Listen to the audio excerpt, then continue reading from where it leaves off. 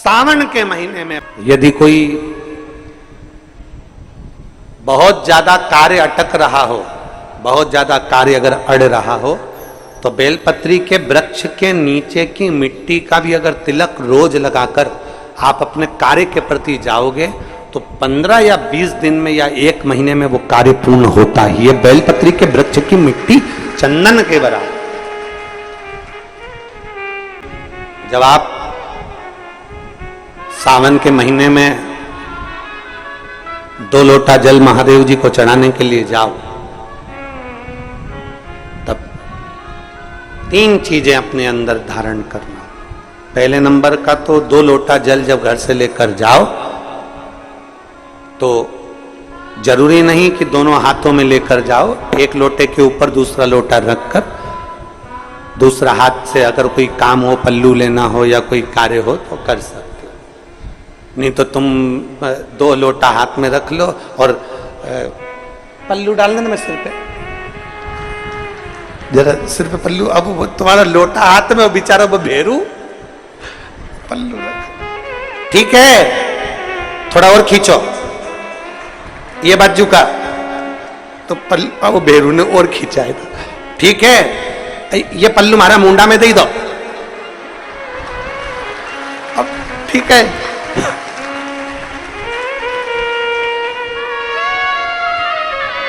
और थोड़ी दूर चली और याद आ गया, ओ बाप! इतने में भेरू ने कहा, क्या हो गया?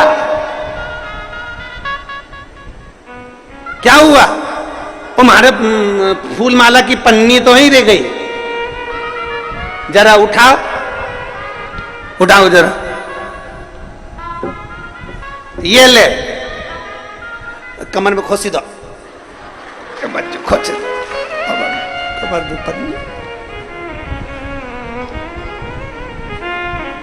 और कैलाश पर्वत पे जाके रहूंगी, भोले को अपना।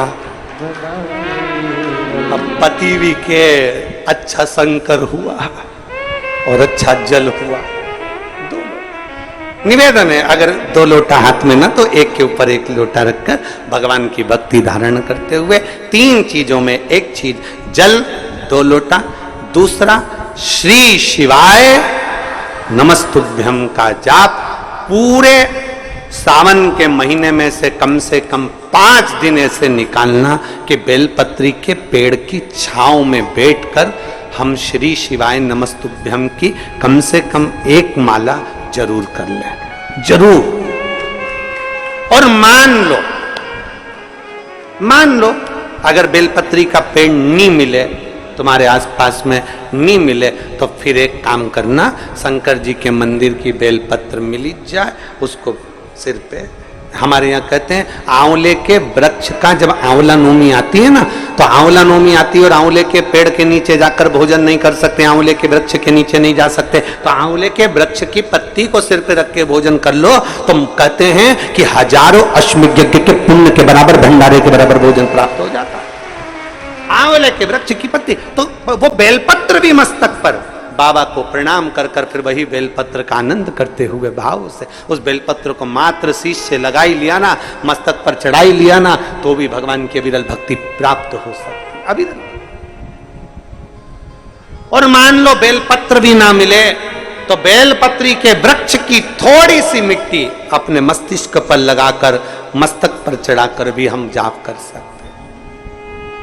बेलपत्र के वृक्ष की मट्टी का भी चंदन हम लगा सकते। चंदन हमने एक बार पहले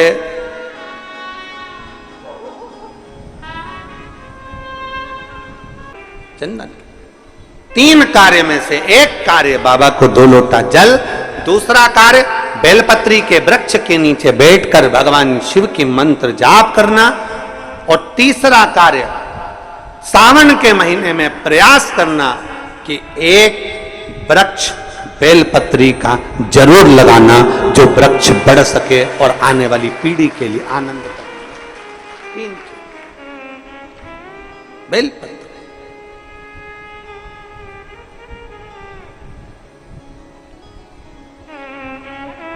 शिव का नाम लेकर, भगवान शंकर की स्तुति कर शिव के करीब।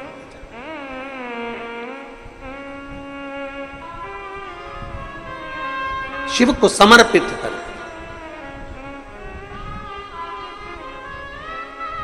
भाव से ये भाव रखकर लगाना कि हम जिंदा हैं तो बेलपत्री का पत्ता, बेलपत्र हम भगवान शिव को चढ़ा रहे हैं, बेलपत्र हम शंकर को चढ़ा रहे हैं। जब हम नहीं रहेंगे तब वो बेलपत्र का पौधा जब बड़ा हो जाएगा तो उस बेलपत्र को कोई शिव पर चढ़ाएगा। हमारे मरने के बाद भी हमारी बेलपत्र शंकर को चढ़ती रहेगी और हमारा कल्याण होता रहेगा। समर्पित कर,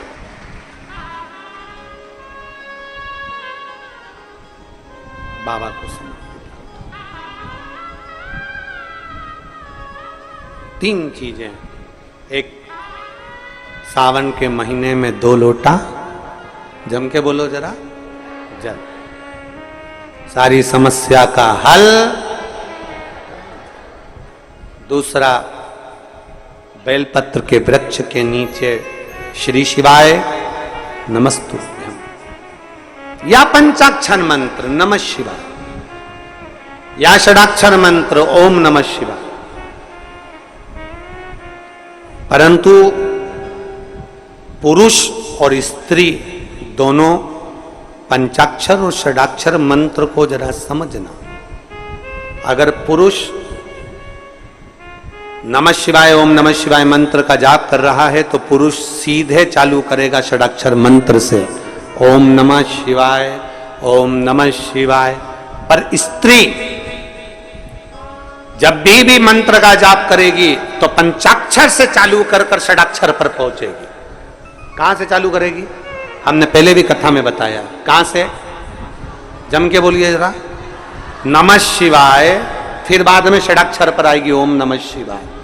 नमः शिवाय ओम नमः शिवाय, नमः शिवाय ओम नमः शिवाय, नमः शिवाय ओम नमः शिवाय, नमः शिवाय ओम नमः शिवाय। पुरुष ओम नमः शिवाय ओम नमः शिवाय ओम नमः शिवाय जप सकता है, पर स्त्री पंचाक्षर से चालू कर कर षडाक्षर पर पहुंचेगी और पुरुष षडाक्षर से चालू कर देगा ओम नमः शिवाय ओम नमः शिवाय ओम नमः शिवाय ओम नमः शिवाय ओम नमः शिवाय। ये पुरुष चालू कर दिया, पर स्त्री जब जपेगी नमः शिवाय ओम नमः शिवाय ओम नमः शिवाय ओम नमः शिवाय, पंचाक्षर से चालू करा। कहां से चालू करा है? फिर से आप लोग एक बार बोल के देख लो, चालू करो बोलना, नमः शिवाय ओम नमः शिवाय ओम नमः शिवाय। कहां से चालू करा था? नमः शिवाय से, षडाक्षर तक गए हो। फिर पुरुष ओम नमः शिवाय, नमः शिवाय ओम नमः शिवाय, नमः शिवाय ओम नमः शिवाय। पंचाक्षर से षडाक्षर पर। फिर से बोलो एक बार, बोलो चलो, नमः शिवाय ओम नमः शिवाय ओम नमः शिवाय ओम नमः शिवाय, नमः शिवाय ओम नमः शिवाय। पंचाक्षर से षडाक्षर की ओर।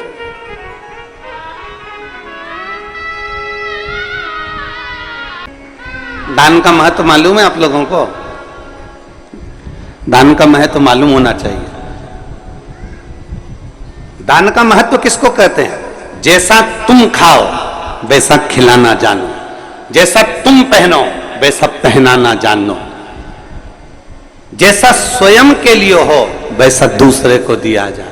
पर आज के जमाने में लोग दान वैसा नहीं करते। आज के जमाने में दान तो ऐसा करते हैं कि घर में जो कबाड़ा है उसको साफ करना है तो किसी को दे दिया जाए, बस वहां से वहां, वहां से वहां, वहां से वहां चलता जाता है ना। इसलिए मेरे शंकर भगवान को वस्त्र तुम्हारा, आभूषण तुम्हारा, तुम्हारी ज्वेलरी, तुम्हारा धन, तुम्हारी दौलत, तुम्हारी संपदा, तुम्हारी सत्ता, तुम्हारा वैभव मेरे शंकर भगवान को नहीं चाहिए। शंकर भगवान को तो रोज 1 लोटा जल चाहिए, क्योंकि जल कभी पुराना नहीं होता। जल जब यूज करोगे तब वो ताजा की ताजा है। जल का प्रयोग जब करोगे वो जल जल ही रहेगा। अग्नि, जल, हवा, पृथ्वी, आकाश कभी बासा नहीं होता, कभी बासा नहीं कहलाता। जल भी बासा नहीं कहलाता, जल जल ही रहता है। गंगा जल को तुम 2 साल, 5 साल, 10 साल, 20 साल, 25 साल पुराना गंगा जल भी तुम्हारे घर में रखा है तो वो बासा नहीं कहलाएगा। तुम्हारे ट्यूबवेल को खुदवाए हुए, तुम्हारे यहाँ कुआं खुदवाए हुए, तुम्हारे यहाँ बावड़ी लगाए हुए, तुमने जो कुंड खुदवाया, कुंडी खुदवाई, तालाब बनवाया, बावड़ी बनवाई, उस कुएं में जो पानी आता है वो कुआं खुदवाए तुम्हारे सालों हो गए, बरसों निकल गए, पर वो कुएं का जल हमेशा ताजा की ताजा ही कहलाता है। कभी भी पृथ्वी बासी नहीं कहलाती, हवा बासी नहीं कहलाती, जलवासी नहीं कहलाता, अग्निवासी नहीं कहलाता, आकाशवासी नहीं कहलाता। ये सब ताजे की ताजे हैं। इसका प्रयोग जब करोगे, तुम्हारे शरीर में ऑक्सीजन की कमी हो रही है, तुमने तुरंत वायु का प्रयोग करा, ताजा की ताजा है। शिव जी को तुमने जल चढ़ाया, जैसा भी तुम्हारे घर में जल था, जिस भाव में तुम्हारे यहाँ रखा हुआ था, जैसा रखा हुआ था वैसा एक लोटा लेकर शिव जी के पास पहुंच गए। शंकर भगवान ने ये नहीं कहा कि जल बासी है कि ताजा है। दुनिया के लोगों को तुम्हारा लोटा काला दिख रहा है, क्योंकि तांबे का लोटा काला जल्दी हो जाता है। दुनिया के लोग कह देंगे बताओ कैसी है, एक लोटा लेकर आती है वो भी गंदा की गंदा है, काला की काला है। परमात्मा तुम्हारे लोटे को कभी नहीं देखता, परमात्मा ये शरीर कभी नहीं देखता, परमात्मा उसका अंदर का जल देखता है, परमात्मा शरीर के अंदर का मन देखता है। वो जल देखता है और मन देखता है, उसे लोटे से कोई मतलब नहीं, उसे शरीर से मतलब नहीं कि तुम कितने सुंदर हो, उसको शरीर से मतलब नहीं कि तुम्हारी सुंदरता कितनी है, तुम कौन हो, उसको शरीर से कोई। तुम कितने करोड़पति हो, कितने अरबपति हो, कितने वैभवपति हो, तुम दुनिया के कितने बड़े भी करोड़पति बन जाओ, पर कितने बड़े भी सेठ बन जाओ, शंकर भगवान रहते हैं शमशान में, जहां सबकी शान सम है, उसका नाम सम शान है, वहां सब बराबर हैं। पैसे वाला व्यक्ति मरकर जाता है वो भी राख का ढेर बन जाता है, और गरीब व्यक्ति मरकर जाता है वो भी राख का ढेर बन जाता है। पैसे वाला जाता है तो वो भी सफेद चादर में जाता है, गरीब जाता है वो भी सफेद चादर में जाता है। पैसे वाला जाता है वो भी बांस पर बांबू पर जाता है, गरीब भी जाता है तो बांस पर बांबू पर जाता है।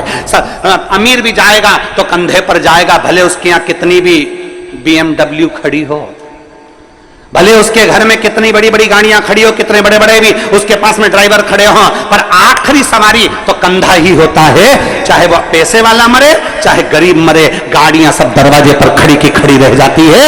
अंत समय परमात्मा के द्वार पर जाना पड़ता है। शिव का दरवाजा है ही ऐसा, शंकर की चौखट है ही ऐसी, शिव का द्वार है ही ऐसा, जहां सबकी शान सम है, उसका नाम सम शान है। वहां कोई बड़ा नहीं, कोई छोटा नहीं, जो आया उसकी दृष्टि में सब बराबर हैं। बस वो तो तुम्हारे ऊपर का सुंदरता नहीं देखता, आप कितने अच्छे कपड़े पहने उससे मेरे शंकर जी को कोई मतलब नहीं है, आपने क्या पहना मेरे बाबा को उससे कोई मतलब नहीं है, आपका लोटा कैसा हो रहा है मेरे बाबा को उससे कोई मतलब नहीं है। बाबा तो ये कहता है कि तेरे लोटे में जो जल है मुझे उससे मतलब है, और तेरी इस काया के अंदर जो तेरा मन है मुझे उससे मतलब है, बाकी का किसी चीज से मुझे मतलब नहीं। क्या करूं मैं उस लोटे का। अब मालूम पड़े कई कई माताएं ऐसी भी होती है कि लोटा तो घिस रही है, साफ भी कर लिया, पर दिल, लोटा साफ कर कर मंदिर में पहुंच भी गई, और पहुंचने के बाद अगर वहां मंदिर में झगड़ा करे, हट हट थोड़ा साइड दे, मैं नहीं चढ़ाऊं जल, बेलपत्ती चढ़ाई, इतनी देर में दूसरी उठा के ले गई, तो आंखें बंद करी थी और गुस्से में लाल हो गई, मेरी बेलपत्ती कौन ले गया। आसपास देखा, अब बता, लोटा तो तूने बहुत घिसा था पर दिल नहीं घिस पाई। अरे सोचना था तेरे को, हो सकता है तुझसे ज्यादा जरूरत किसी दूसरे को तेरी बेलपत्री की थी, इसलिए लेकर चली।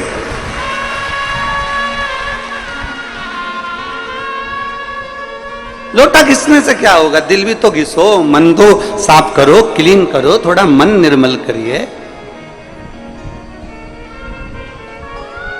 और मैंने तेरे ही भरोसे बाबा तेरे ही भरोसे हवा बिच उड़ती जावांगी, बाबा डोर हटो छड़ी ना करती जावांगी। भोले मैं तेरी पतंग, शंभू मैं तेरी पतंग, हवा बिच उड़ती जावांगी, बाबा डोर हटो छड़ी ना कटी जावांगी। अपना मन तो क्लीन करो, मन साफ करो।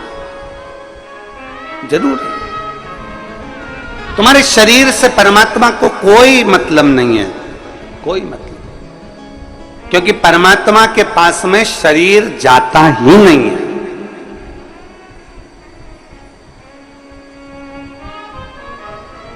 तुम्हारे कोई रिश्तेदार मरे हो और उनका शरीर ऊपर गया हो तो बता देना। जिसने खूब बादाम खाई हो, हर हफ्ते ब्यूटी पार्लर गई हो, उसका शरीर भी ऊपर नहीं गया। गया? अरे बोलो तो जम के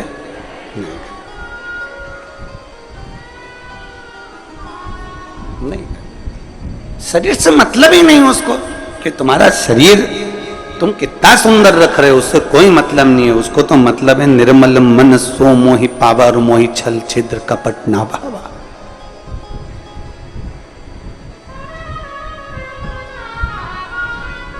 तीन चीजें हैं।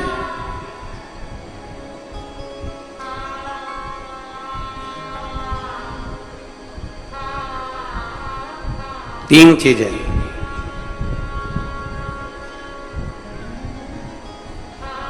बचपन जो निकलता है वो लड़कापन में निकल जाता है। बचपन लाड़पन में निकल जाता है, जवानी अकड़न में निकल जाती है, और बुढ़ापा तड़फन में निकल जाता है। बचपन गया, लड़कपन में निकल गया, छोटा है, अकल नहीं है, बुद्धि नहीं है, चित्त नहीं है, ये नहीं है, वो नहीं है, लड़कपन में निकल गया। जवानी अकड़ में निकल गई, तुम मुझे जानते नहीं हो, तुम मुझे पहचानते नहीं हो। कभी कभी ये शब्द भी बड़ा सुंदर शब्द है, तुम मुझे जानते नहीं हो। एक चौराहे पर जब कोई व्यक्ति किसी की गाड़ी रोक लेता है ना, तो गाड़ी रोकते से ही तुरंत तुम मुझे जानते नहीं हो। तो उसने पूछा तुम कौन हो, फिर तुरंत उसने नाम बताया और उसकी गाड़ी छूट गई। बोला छूटी कि नहीं छूटी? अरे जम के तो बोलो, छूट जाती है ना। नाम बताया उसने और उसकी गाड़ी छूटी।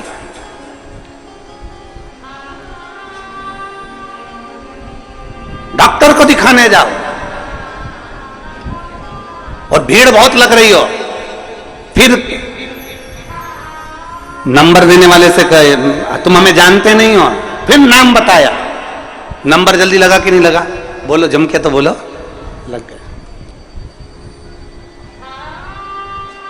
जब गाड़ी पकड़ाती है और नाम बता देने से गाड़ी छूट जाती है, तो फिर अपने को भी ये बात अपने अंदर धारण कर रख लेना चाहिए कि गाड़ी को पकड़ा, नाम बताने से गाड़ी छूट गई। तो जब यमराज हमें पकड़े तो हमें भी शंकर का नाम बता देना है, तो हम भी छूट जाए। गाड़ी पकड़ी और नाम बताया तो गाड़ी छूट गई, तो क्या वो यमराज के सामने नाम बताओगे तो ना छूटोगे? और अंत समय प्रभु आना पड़ेगा, वचन दिया तो निभाना पड़ेगा। आए ना आए प्रभु कुटुंब कबीरा, अंत समय प्रभु आना पड़ेगा, वचन दिया तो निभाना और अंत समय प्रभु वचन दिया। जब एक नाम बोलने से गाड़ी छोड़ दी जाती है तो उस परमात्मा का नाम लेने से श्री शिवाय नमस्तोभ्यम ओम नमः शिवाय नमः शिवाय।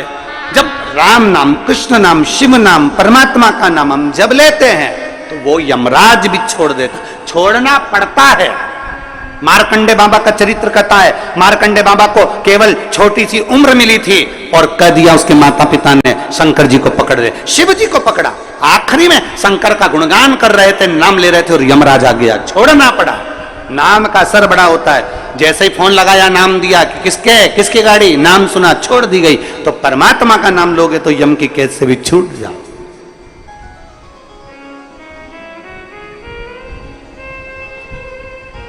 बस नाम की मूलता को पहचान। इसलिए तो तुलसीदास बाबा ने अपने सुंदर वचनों में लिखा, तुलसीदास जी ने अपने वचनों में कहा, कलयुग केवल, जम के बोलो जरा, कलयुग केवल नाम धारा। नाम, उन्होंने कलयुग में यह नहीं कहा कि राम धारा की, कृष्ण धारा की, शिव धारा की, यह धारा। उन्होंने कहा कलयुग केवल नाम धारा। तुम्हारी मर्जी पड़े तो राम बोलो, तुम्हारी मर्जी पड़े कृष्ण बोलो, तुम्हारी मर्जी पड़े शिव बोलो, तुम्हारी मर्जी पड़े दत्त बोलो, तुम्हारी मर्जी पड़े देवी बोलो, तुम्हारी मर्जी पड़े कुल देवता का नाम लो, तुम्हारा जो मन पड़े वो नाम लो। पर कलयुग में नाम जरूर लो, क्योंकि कलयुग का सार तत्व केवल नाम से है, परमात्मा के भजन से। ले आओ जरूर नाम। अब आप और हम नाम का लेते, का दे?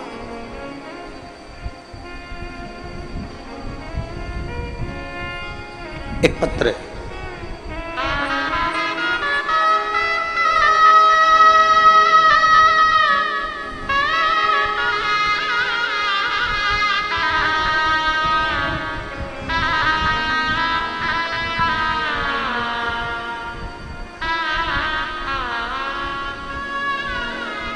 मेरा नाम विमलेश पांडे, मैं कस्बा बेबर की रहने वाली हूँ, जिला मैनपुरी, उत्तर प्रदेश की हूँ। मेरा मोबाइल नंबर ये है, कहीं बैठी हो तो हाथ हिला सकती हैं। मेरा नाम विमलेश पांडे, मैं कस्बा बेबर की रहने वाली हूँ, जिला मैनपुरी, उत्तर प्रदेश। कहीं बैठी हैं, हाथ हिलाओ। हाँ ठीक है, दिख गया दिख गया। आ जाओ, एक बेलपत्र लेकर चले जाओ।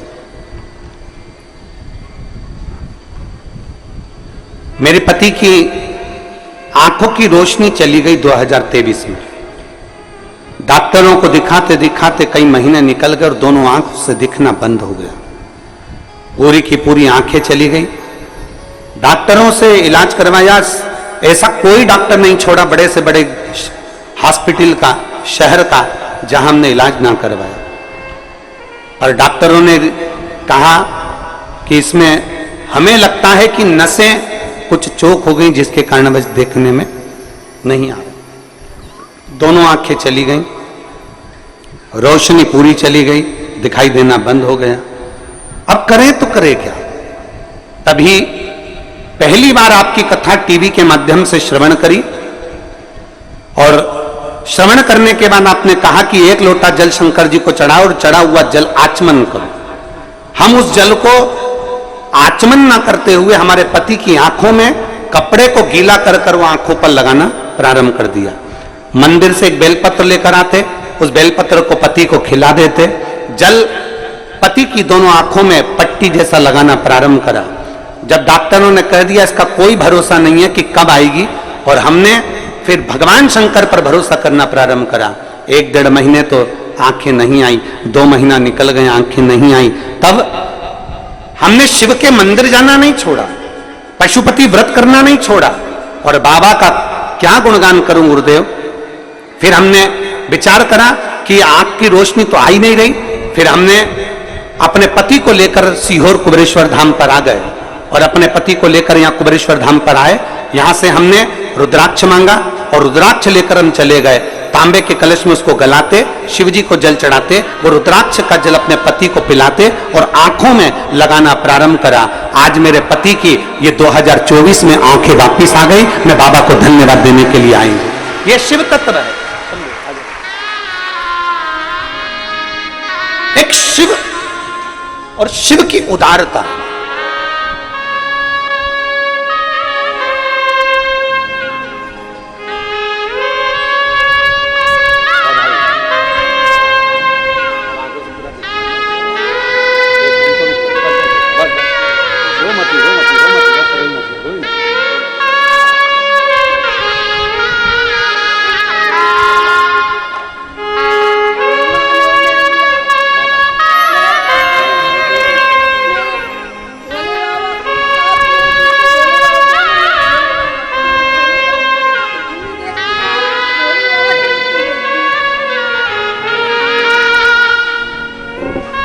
शिव तत्व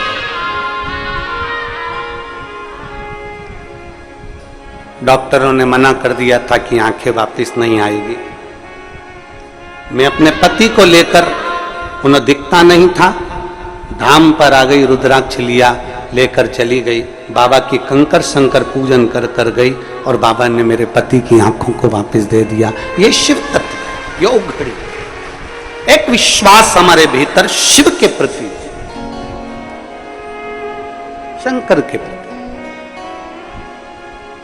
आप सियोर वाले महाराज जी से मिलने के लिए नहीं आए हो, ना सियोर वाले महाराज से आपका कोई रिश्ता है ना संबंध। एक संबंध सियोर वाले महाराज से जरूर है कि आप मेरी बहन हो, मैं आपका भाई हूं, और पुरुष जितने हैं वो मेरे जीजा हैं, और मेरी बेटियां, मेरे बेटा, मेरी माताएं, सब मेरे रिश्ते। पर खास रिश्ता तो आपका मेरे कुबेर भंडारी से है, वो रिश्ता कभी जिंदगी में समाप्त होने वाला है। एक संबंध तुम्हारा शिव से जुड़े।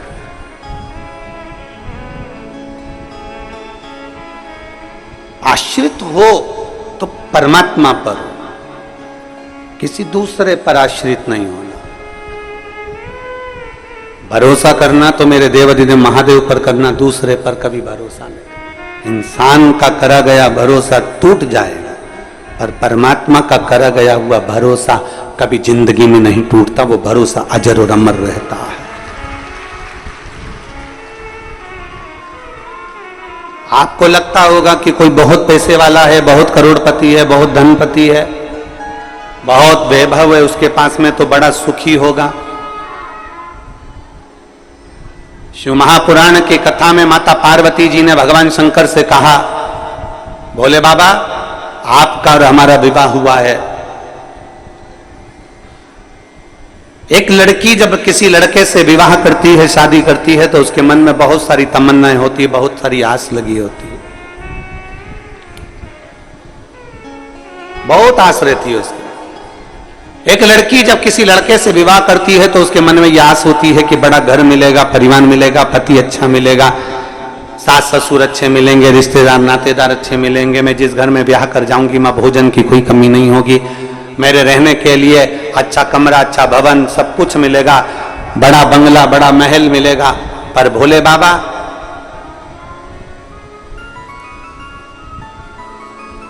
आपकी अर्धांगिनी माता पार्वती जी करें, आपकी अर्धांगिनी विवाह कर कर आई, नंदी पर चढ़कर अपने पिता का सारा ठाट छोड़कर, हिमालय राज का पूरा वैभव छोड़कर, हिमालय राज का पूरा ठाट छोड़कर, हिमालय राज के घर की पूरी पूंजी छोड़कर, हिमालय राज के घर का पूरा वैभव छोड़कर, ये बेटी हिमालय राज की आपके साथ में विवाह कर कर यहां आई।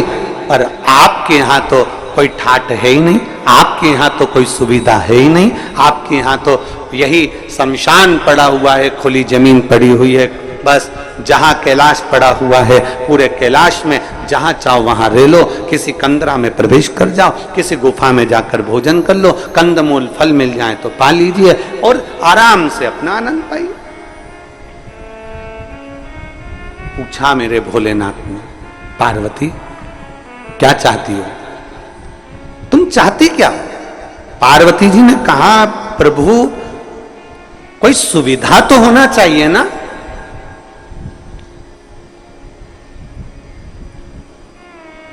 तुम सारे तीर्थ में जाओ, वहां पर बहुत सुविधा देखना, सारे तीर्थों में बहुत सुविधा देखना।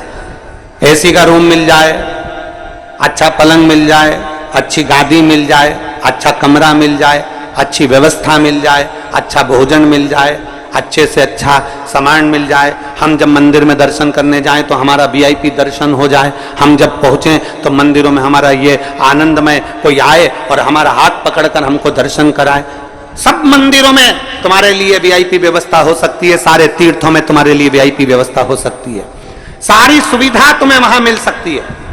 पर कुबेरेश्वर धाम जब भी आना तो यह मत सोच कर आना कि यहां सारी सुविधा मिलेगी, क्योंकि जहां सुविधा होती है वही दुविधा होती है। यहां सुविधा है जैसी वैसे प्राप्त हो जाती है, अधिक सुविधा में दुविधा होती है।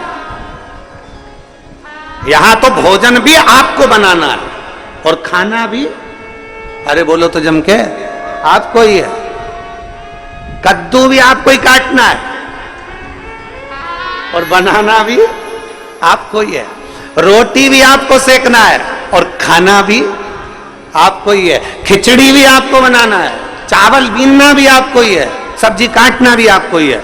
और अंदर यही होता है, आप में से कई माताएं, कई भाई, कई बहन, कई बेटियां, कई बेटे आते हैं, सेवा करते हैं और कद्दू काट रहे हैं, सब्जी काट रहे हैं, कहीं रोटियां बना रहे हैं, कहीं कोई सेवा कर रहा है, कोई झाड़ू लगा रहा है, कोई मालूम पड़े नुक्ती तल रहा है, कोई मिक्सचर तल रहा है। हमारी भोजनशाला में एक भी हलवाई नहीं है। हमारी भोजनशाला में केवल आप आते हो, भोजन बनाते हो और चले जाते।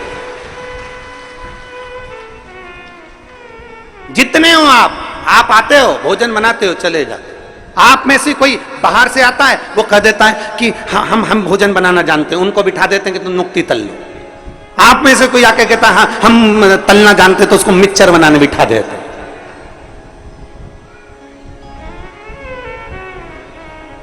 हम तो बाबा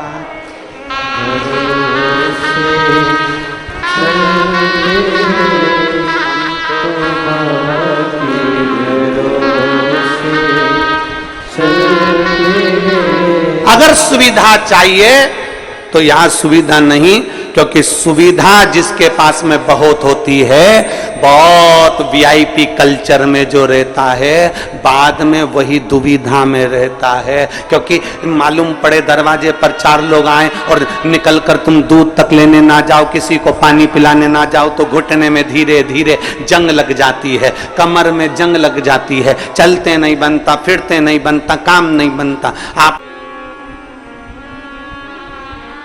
शिव कथा सुन रहे हो, भगवान शंकर का ध्यान आप पर है। सबसे बड़ी भक्ति कौन सी है?